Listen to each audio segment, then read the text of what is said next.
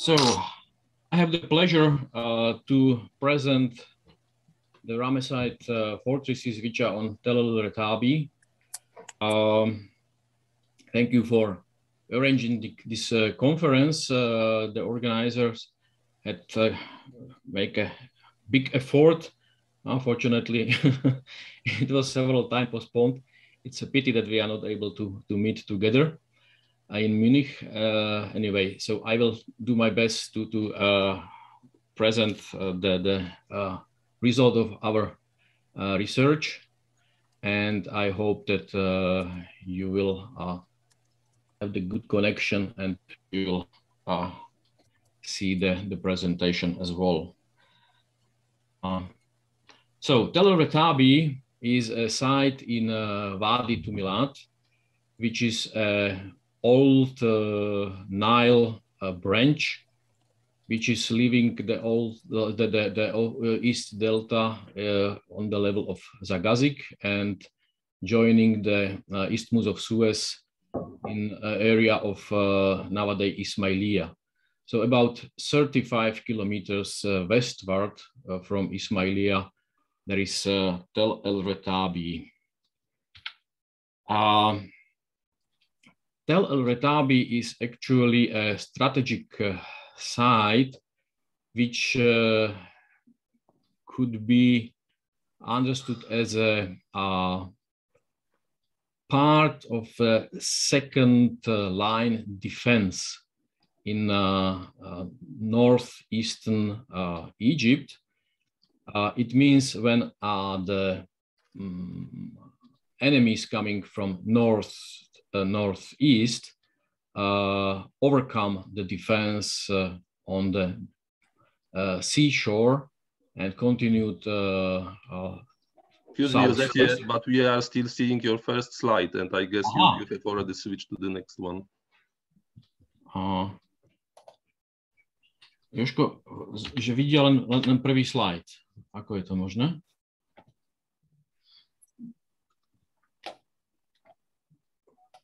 Can you start your PowerPoint? We did not really see the presentation mode. Yeah, now. Now do you see it? Yes. Okay. And now do I change the? Try it again. No.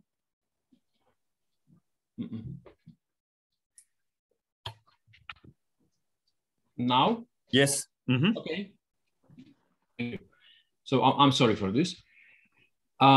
So the Tel el-Retaba is part of a defense system in in Wadi Tumilat, and actually it seems that there are two principal fortresses in Wadi Tumilat which are the part of this defense system, Tel el-Retaba and Tel el-Mashuta.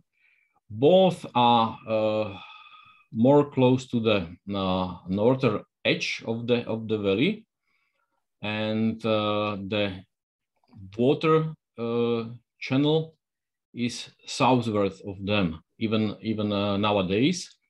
Also, according to the survey of the Wadi made by Canadians, majority of the sites is on the southern side of the Wadi. So it is also a significant point in this defense system. So after the overcoming the obstacles in the northeast, so in the system of Tell Heboua, and if the enemies would come down to southwest, so the second line of defense was in Wadi Tumilat, according to our interpretation.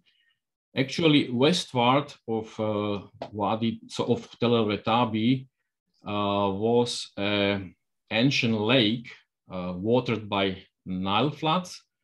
It seems that there was a higher terrain between Tel el-Retaba and Tel el-Mashuta, and again there was a lowland watered by Nile floods towards Isthmus of Suez.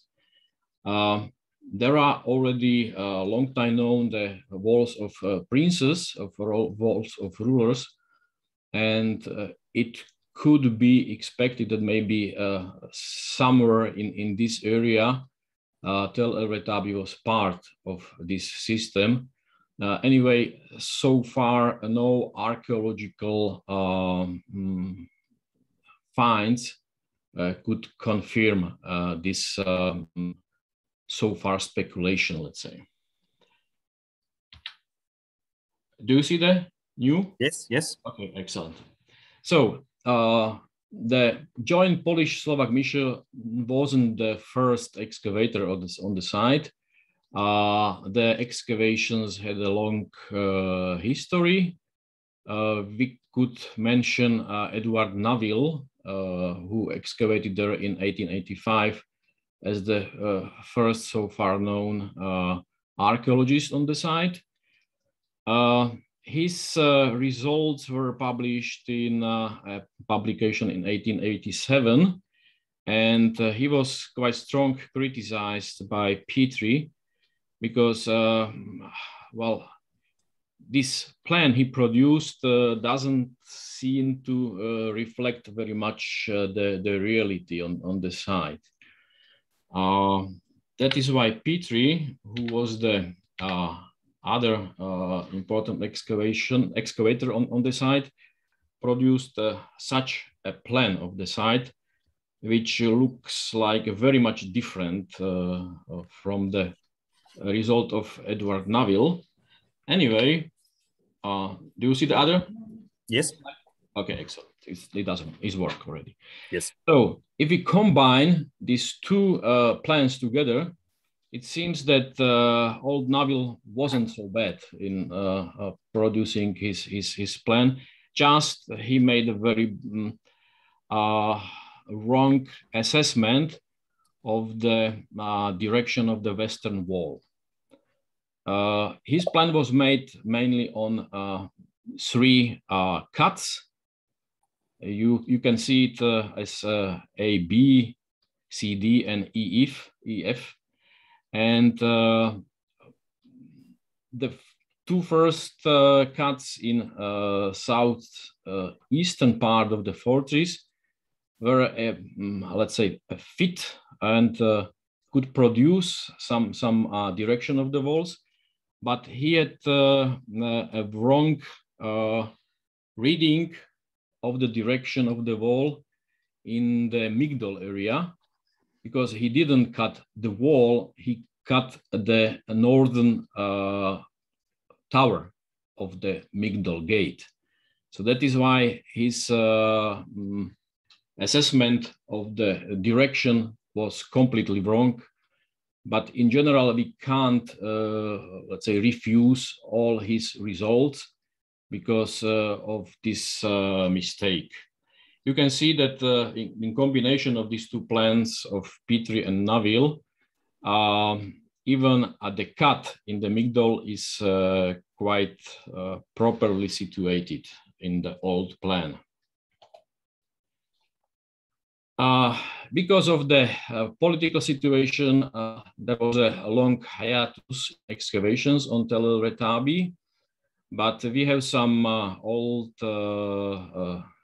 pictures from satellites, and this Corona satellite show the dimension of the site several decennia ago, and it seems that now the site, as we know it, is about 1/3 of the original dimension, as it was known in the history. It is preserved among several villages, which expand quite quickly. This is a look at the extension of the site looking eastwards. And this is actually a western part, which is divided from the main site by a modern road, asphalt road, which was recently even made wider. During our excavation, we used several techniques how to survey the site. The geophysics was one of them. This is actually the first geophysics survey on the site in 2007, which was focused mainly on the northern wall, which position was not so clear. This electromagnetic wasn't so good as we expected, but anyway, there are some results on the northern side. Then Tomáš Herbich made this well, quite extensive survey, which produced a line of expected northern wall. And even you can maybe see here traces of something which seems to be another gate on the eastern side of the el-Retaba. Then the last and the first geophysics survey was made on the western part of the Tell, and also it just confirmed the direction or the situation of the western wall. Actually, these surveys and excavation confirmed the two principal fortresses on the el-Retaba side. So the first one is the fortress of the 19th dynasty. So during the almost 12 seasons we made on the site, we were able to decide the settlement in the 19th dynasty in 4 phases.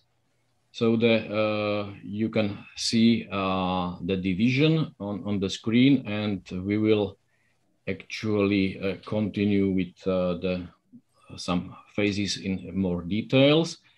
You can see on the right upper corner of the screen a red arrow showing a cut through Petri's wall number 1, which is dated to the 19th dynasty, and which was actually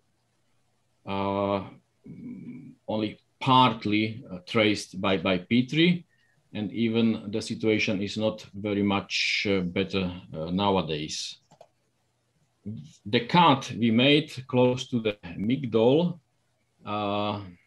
discovered, let's say, more complex situation of this wall number 1 of Petri than was originally published by Petri, who make primarily a cleaning of the edges of the walls.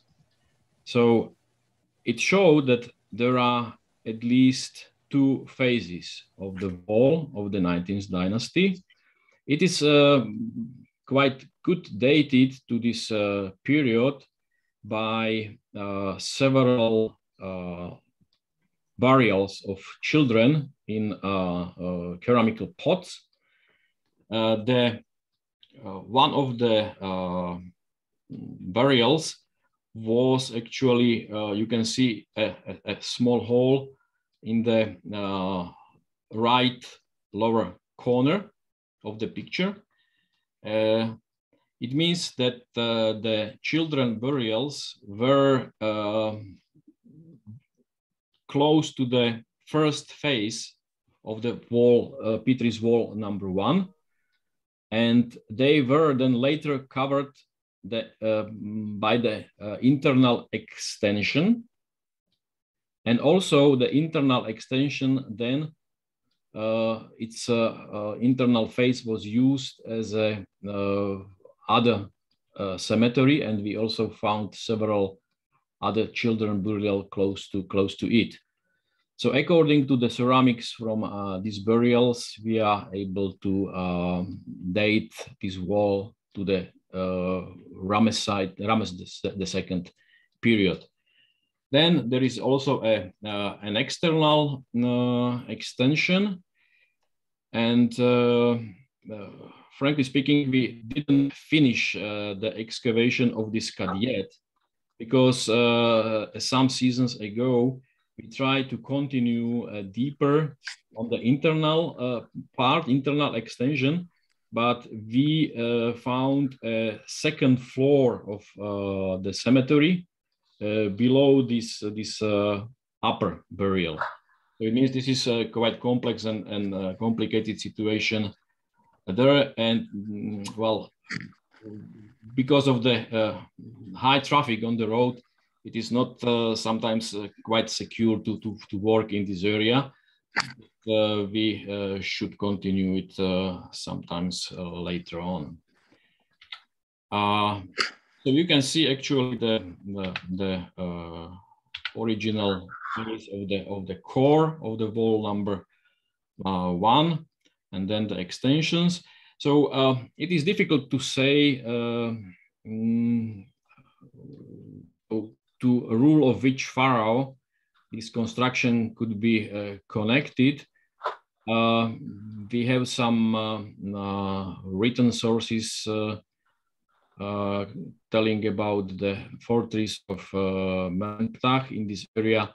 So we could expect that these constructions are connected to the rule of Ramses II and Menptah, but we should stay in this general statement so far. During the excavation in the Naville's Trench on the left side, we came to a quite deep layer of sand. We were quite surprised by this, and we continued the Migdol as well, and the situation was the same. So we speculated what could be the interpretation of this. And then also we found at the eastern end of the Naville's Trench such quite good preserved architecture, which was also excavated by Egyptian colleagues sometimes around the year 2000. But we don't have the proper documentation from this excavation so far. Anyway, it is in the place of the line on Petri's plan, which is mentioning the old gate to fortress of the 19th century. This was not indicated on this plan of Naville, but we can expect this is somewhere on this place of the blue dot. When we discovered northwards from the Migdol this moat, the explanation of the situation in Naville's Trench and in the gateway became clear. So they were the rest of the moat from the 19th dynasty. Also, the dating is quite clear because the moat is covered by the fortress of the 20th dynasty, and it is cutting the Heap cemetery. And it is also the upper levels on the settlement of the early 18th dynasty. So also in combination with some church, it is quite clear the moat of the 19th dynasty. This is the cut on the opposite side of the previous slide, and then more westward of this moat was something like a more shallow other moat, also covered completely by the wall from the 20th dynasty. And it is not clear so far whether there was a system of double moats there, or whether this was some, let's say, place for collecting material for mud bricks. Because what is interesting, preparing the area for 19th dynasty fort, let's say reuse the material from the upper layers of the 18th dynasty settlement. And it means that we have only the layers from the early 18th dynasty and not the late 18th dynasty settlement, which are actually confirmed more inwards the tell. Then we found that such situation with moats is also traceable on the southern part of the wall. And but the situation is a bit, well, complicated by younger cuts in the archaeological years. And this is, sorry? So this is the situation on the northern part, and actually in this cut you can see the situation of the walls from north to, actually from this position from the south to north. This view from the north. The blue line, the white lines are indicating some traces of the 19th dynasty wall 1 in the sections on both sides. This is the situation, the yellow situation of the moat, and the blue is the wall of the 20th dynasty covering the moat. So let's go to the forties of the 20th dynasty. Also has several phases. The date is actually quite clear due to a foundation deposit of Ramesses III in the southeastern corner of the fortress. The problem is with the, let's say, two phases of the walls. This is wall number 2 and wall number 3. It seems that the walls, as you see them here, were partly covering each other in some parts of the fortress. In some parts, they were separated. So this is the situation in the beginning of our excavation in 2007. We discovered a cleaning of the walls by Egyptian colleagues. This is the wall number 2, well, directed westward. And on the right side, there are the traces of wall number 3. We have a discussion with my colleague, Dr. Rzepka. So whether this wall number 2 was rather a revetment wall, making a platform for the second, or actually in the Petrus counting wall number 3. But according to nowadays excavation, it seems that the wall number 2 was a full-fledged defense wall, which was for some reason probably destroyed. We don't know whether by some huge flood or some natural, by some natural reasons, or by well, fightings. This is so far not clear.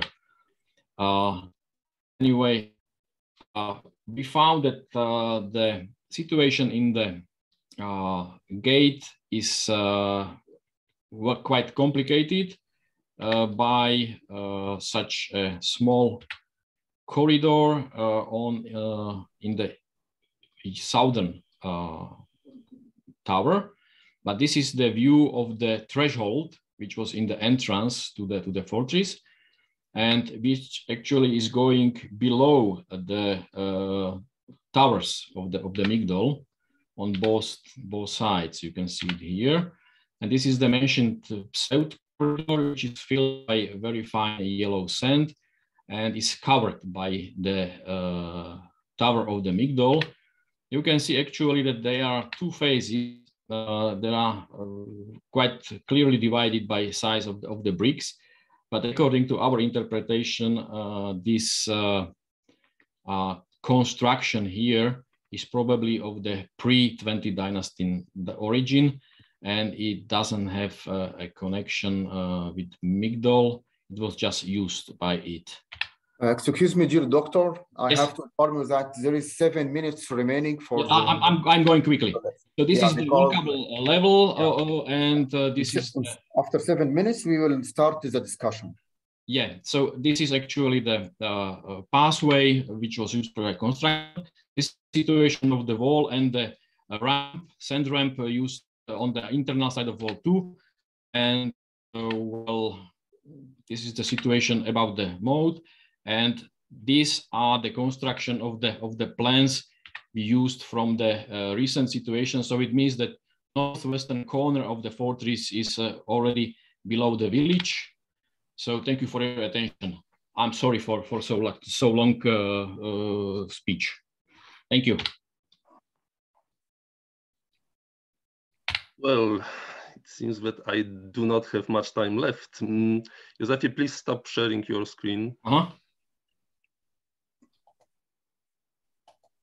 Yeah, yes. I think we can allow for some additional minutes. So it's okay, I think. Okay, no problem, no problem. Yeah. But of course, then the discussion will be shorter. But okay, thank you. I think this fits. I hope you can see my screen now. Yes. So the idea was that Dr. Jozef Hudec will present the defense structure, so defense wall and moats, and I was going to show you what was inside the walls of both fortresses. So here you can see the plan of Petrie again, and as you can see, well, he has excavated at least partly defense walls of the fortress of Ramesses II and the later fortress of Ramesses III, but not so much is inside this area. So, starting chronologically with the older fortress, we have this wall 1 and some structures called here by Petrie as temple, great house, and not so much other.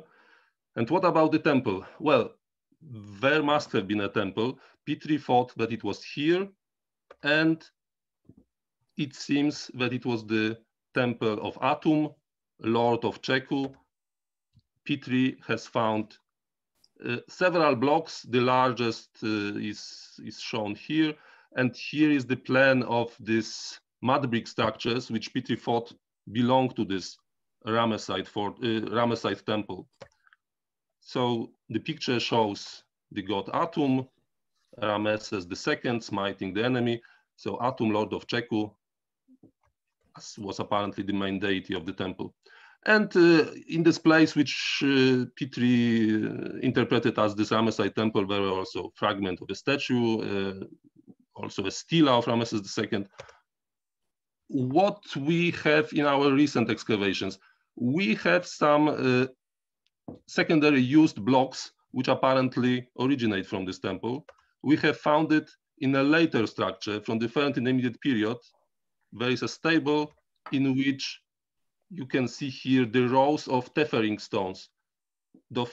These tethering stones made of limestone apparently are made of reused blocks, because on some of them we have found remains of the temple reliefs. And this is clearly Ramesside decoration. The style of the relief is quite clear. Unfortunately, we haven't found any fragment with the name with the royal name. This is here a fragment of the royal protocol, but we can, I think, quite securely assume that it is the Ramesside temple built by Ramesses II. And the fact that the blocks were reused in the third intermediate period seems to suggest that this temple was already destroyed after the New Kingdom. It was not longer in use. But actually, where was this temple really located? Petrie thought that it was here. So he has found some massive mud brick walls, and in this place he has found those fragmentary preserved statue and stela. But we are now, well, almost completely sure that this place is not the temple which Ramesses II built, because from the stratigraphy of the area, we know that on this level, it is definitely third intermediate period strata which are to be expected here. And actually it was also confirmed a long time ago.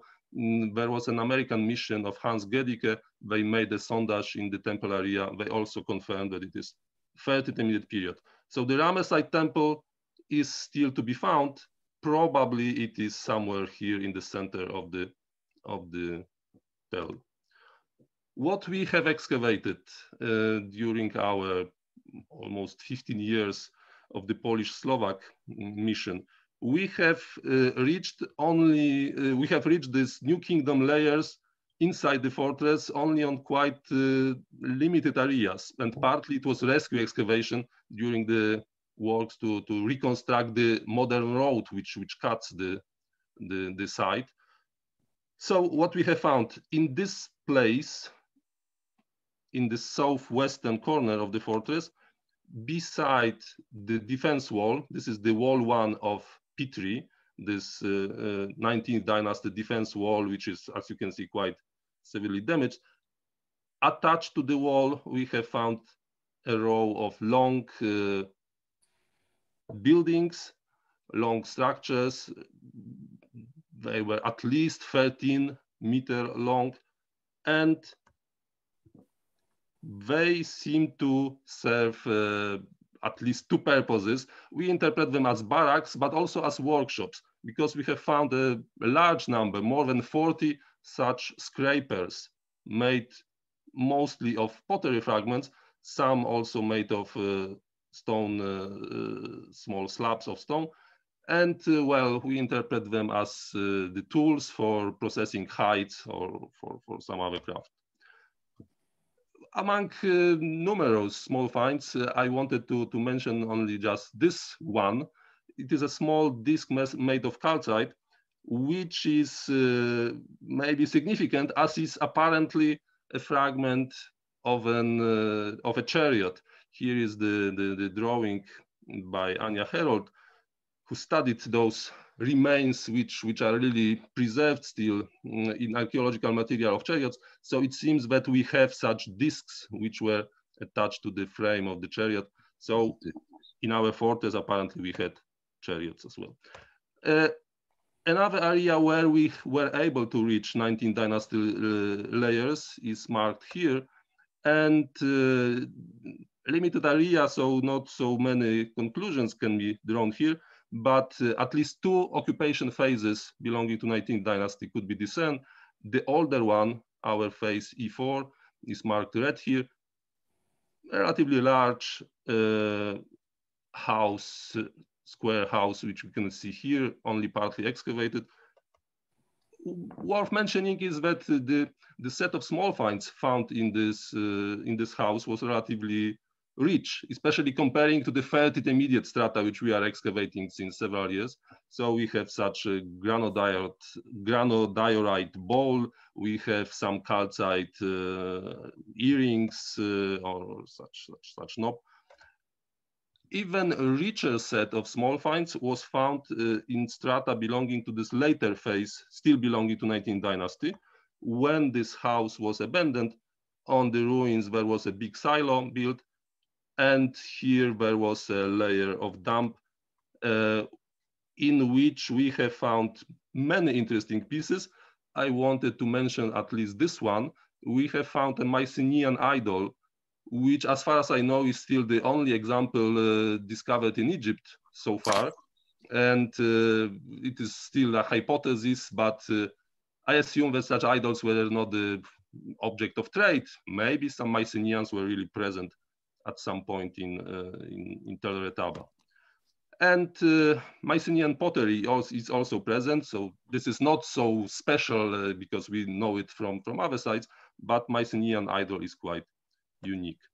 And in general, those 19th dynasty layers are quite rich. We have other imported objects like this Cypriot figurine. What Dr. Jozef already mentioned, we have those infant burials close to the defense wall of 19th dynasty. We have them also inside the fortress. And we are finding them in several places. So There are those large amphorae, large jars in which skeletons of infants are found without any equipment.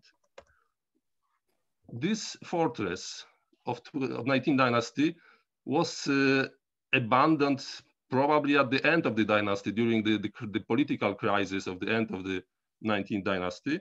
And at the beginning of the 20th dynasty, a new, much larger fortress was constructed. So Dr. Hudec was already talking about the defense walls. Here, the foundation deposit of Ramesses III is a good dating criterion for the time of this construction. This photo you have already seen in previous presentations, so it is quite large, extensive area.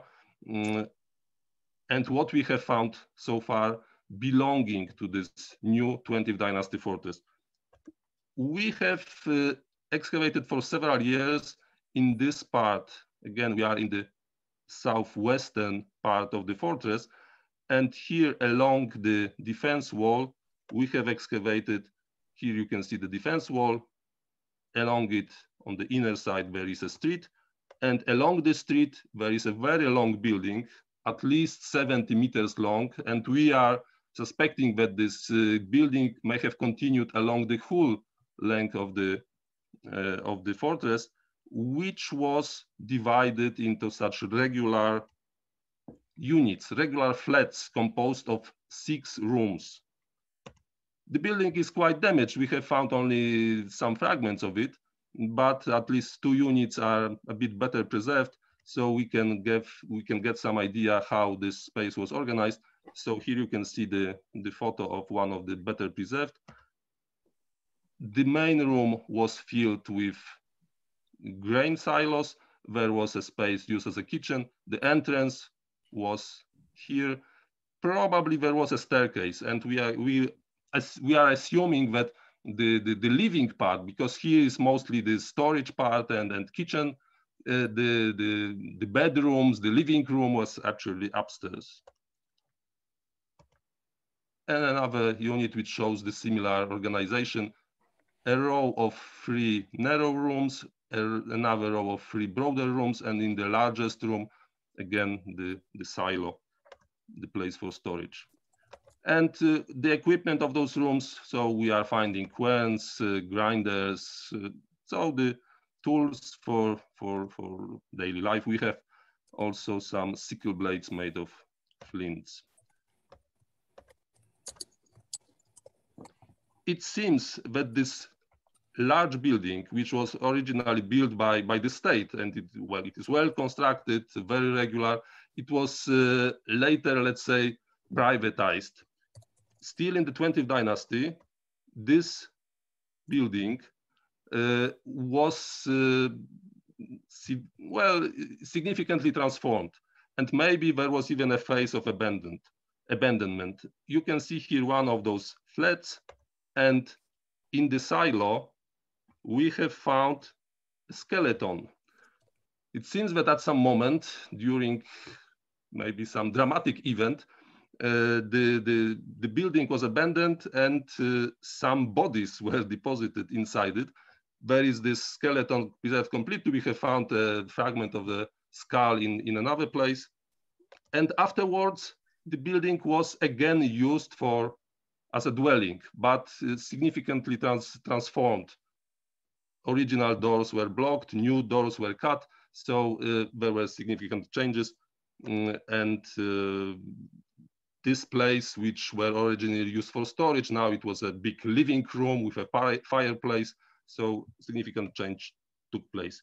Well, I am out of time, so I will skip some slides maybe, and just 2 sentences about what are the perspectives for the further work on the Ramesside strata in the el-Retaba. Actually, this season, we were working in September, October in Tel Yafo, and actually I was hoping that I will be able to show you something new. We have chosen a new area in the northeastern corner of the fortress. Here you can see the geophysical map of Tomasz Herbich, where along the northern wall, we could see some regular structures. So we were hoping that we will reach here the strata of the New Kingdom, which is actually in the western part not so easy, because we have very massive deposits of third intermediate period and late period here on this part of the site where we were concentrating our works in several last seasons. So here we have uncovered only fragmentarily the Ramesside defense wall. We are convinced that it is the northern defense wall of the fortress of 20th dynasty, but all the structures attached to this wall are the third intermediate period settlement, and those third intermediate period strata are going quite deep, at least 2 meters deep. So actually it will be difficult to reach the New Kingdom strata on a larger area. Mostly it seems that these strata are close to the surface here. And well, we have just received a new grant for work in the third intermediate settlement in this area. We are hoping to explore it completely, maybe if we manage, and then we will be able to go deeper here to get a better idea what was inside the fortress of 19th and 20th dynasty. Thank you for your attention. Sorry for taking longer time.